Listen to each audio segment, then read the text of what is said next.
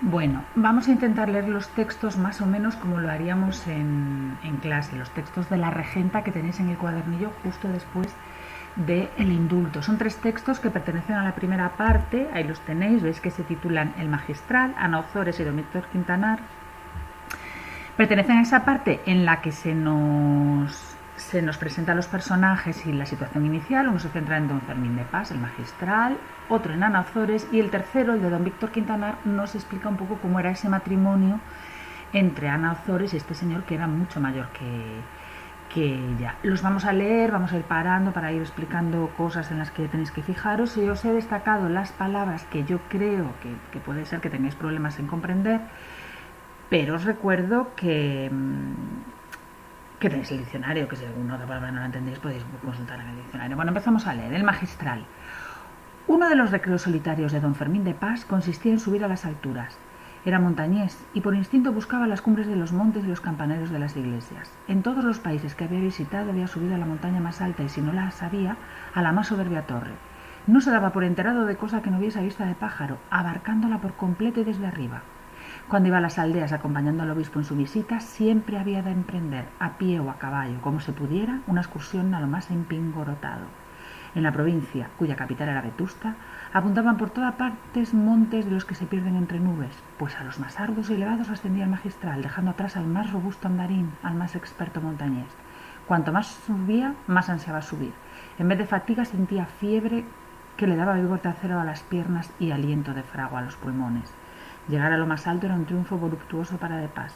Ver muchas leguas de tierra, columbrar el mar lejano, contemplar a sus pies los pueblos como si fueran juguetes, imaginarse a los hombres como infusorios, ver pasar un águila o un milano según los parajes, debajo de sus ojos, enseñándole el dorso dorado por el sol, mirar las nubes desde arriba, eran intensos placeres de su espíritu altanero, que De Pas se procuraba siempre que podía.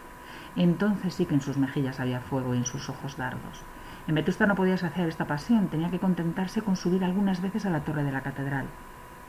Solía hacerlo a la hora del coro, por la mañana o por la tarde, según le convenía. Celedonio, que en alguna ocasión, aprovechando un descuido, había mirado por el anteojo del provisor, sabía que era de poderosa atracción. Desde los segundos corredores, muchos más altos que el campanario, había él visto perfectamente a la regenta, una guapísima señora, pasearse, leyendo un libro por su huerta que se llamaba el Parque de los Ozores. Sí, señor.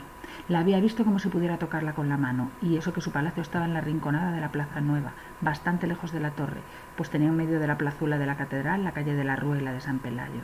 ¿Qué más? Con aquel anteojo se veía un poco el billar del casino que estaba junto a la iglesia de Santa María, y él, Celedonio, había visto pasar las bolas de marfil rodando por la mesa, mientras el magistral, olvidado de los campaneros, paseaba lentamente sus miradas por la ciudad, escudriñando sus rincones, levantando con la imaginación los techos, aplicando su espíritu a aquella inspección minuciosa, como el naturalista estudia con poderoso microscopio las pequeñeces de los cuerpos. No miraba los campos, no contemplaba la lontananza de montes y nubes, sus miradas no salían de la ciudad. Bueno, fijaos que nos describe a don Fermín de Pas, al magistral, por una afición física, que es la de subir a lugares elevados. Tiene esa necesidad de ver todo desde arriba, de ver el mundo muy pequeño. Esta necesidad de subir y este placer por subir y verlo todo desde arriba es reflejo de un rasgo psicológico, pero os dejo a vosotros que penséis cuál puede ser ese rasgo psicológico.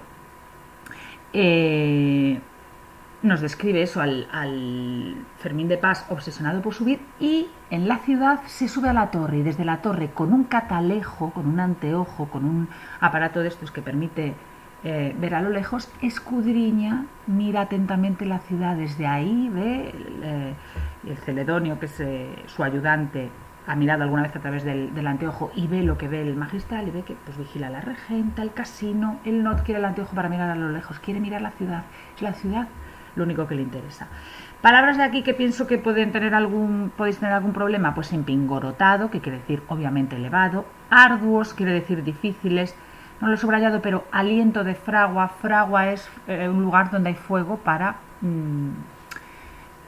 fundir los metales, por eso aliento de fragua es calor en el aliento. Voluptuoso quiere decir placentero, columbrar, divisar, ver de lejos, infusorios, seres microscópicos, y lontananza, lejanía. Seguimos leyendo el segundo párrafo. Vetusta era su pasión y su presa. Mientras los demás lo tenían por sabio teólogo, filósofo y jurisconsulto, Él estimaba sobre todas su ciencia de Vetusta. La conocía palmo a palmo, por dentro y por fuera, por el alma y por el cuerpo. Había escudriñado los rincones de las conciencias y los rincones de las casas.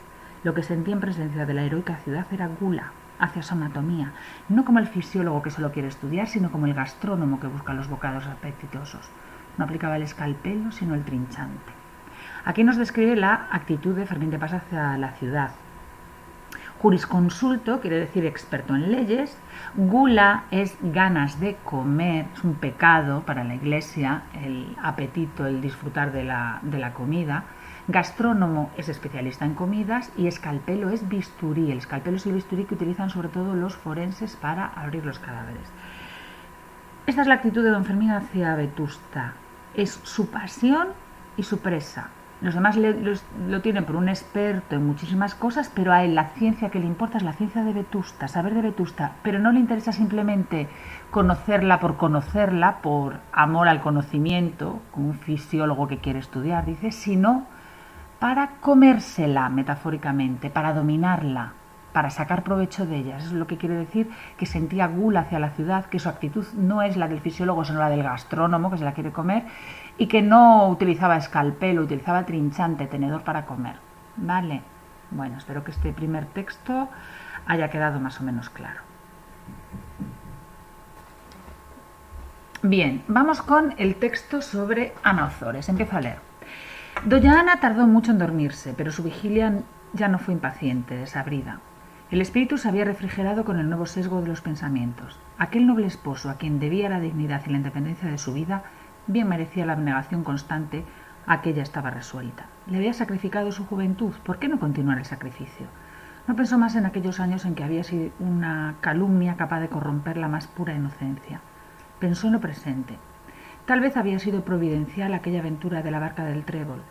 Si al principio, por ser tan niña, no había sacado ninguna enseñanza de aquella injusta persecución de la calumnia, más adelante, gracias a ella, aprendió a guardar las apariencias. Supo, recordando lo pasado, que para el mundo no hay más virtud que la ostensible y la aparatosa.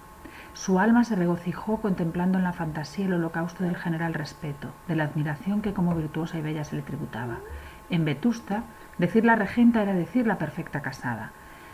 Ya no veía a Anita la estúpida existencia de antes. Recordaba que la llamaban madre de los pobres. Sin ser beata, los más ardientes fanáticas la consideraban buena católica. Los más atrevidos tenorios, famosos por sus temeridades, bajaban ante ella los ojos y su hermosura se adoraba en silencio. Tal vez muchos la amaban, pero nadie se lo decía. Aquel mismo don Álvaro, que tenía fama de atreverse a todo y conseguirlo todo, la quería, la adoraba sin duda alguna, estaba segura.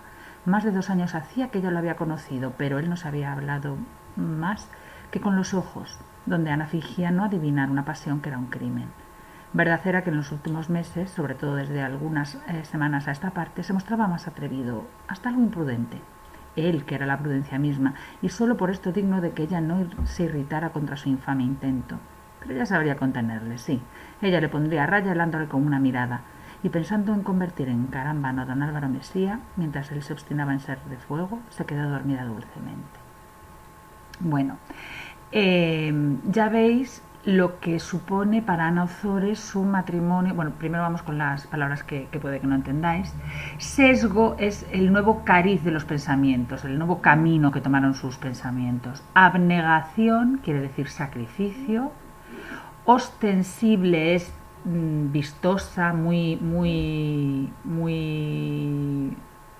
visible, eso es ostensible. Hacer ostentación es mostrar de forma muy visible algo. Se regocijó es se alegró. Beata es persona muy religiosa y carámbano es un témpano de hielo, una barrita de hielo.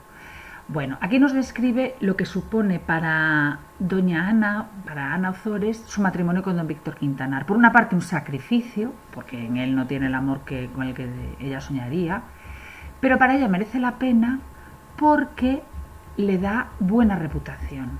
Ella en Vetusta es la perfecta casada y además una persona religiosa, porque esta importancia de la reputación es lo que ella aprendió de ese incidente de la barca del Trébol a que hace alusión.